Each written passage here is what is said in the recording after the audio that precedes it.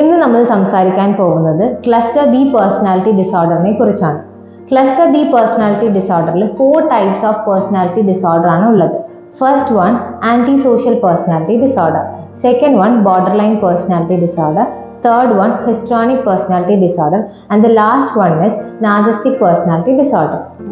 Anti social personality disorder, ഈ പേര് സൂചിപ്പിക്കുന്ന പോലെ തന്നെ ഇവർ സൊസൈറ്റിക്ക് എഗെയിൻസ്റ്റ് ആയിരിക്കും. അതായത് ഇവർക്ക് ക്രിമിനൽ ബിഹേവിയേഴ്സ് ഉണ്ടാവാം, ഭയങ്കര എഗ്രസീവ് ആയിരിക്കും, വയലന്റ് ബിഹേവിയേഴ്സ് ഒക്കെ ഇവർക്ക് ഉണ്ടാവാം. Second one is border line personality disorder. Border line personality disorder ഉള്ള ഒരു വ്യക്തിന്റെ മെയിൻ സിംറ്റം ആണ് അൺസ്റ്റേബിൾ ആയ ഒരു ഇന്റർപേഴ്സണൽ റിലേഷൻഷിപ്പിലായിരിക്കും, ഇമ്പൾസീവ് നേച്ചർ ആയിരിക്കും, അതുപോലെ തന്നെ suicidal thoughts, gestures, suicidal threatening ഒക്കെ ഉണ്ടാകും. പിന്നെ ഇവർ എല്ലാ കാര്യത്തിലും ഭയങ്കര എക്സ്ട്രീം ആയിട്ട് എക്സ്പ്രസ് ചെയ്യുന്നവരാണ്. Third one is histrionic personality disorder. Histrionic personality disorder ഉള്ളവർ അറ്റൻഷൻ സീക്കർ ആണ്.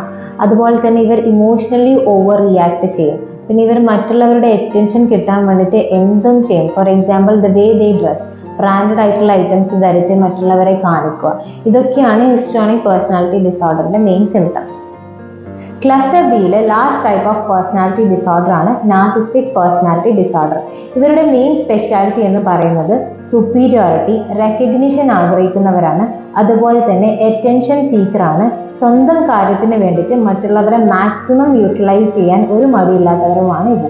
ഇതൊക്കെയാണ് ക്ലസ്റ്റർ ബിയിലെ type of personality disorders. Thank U.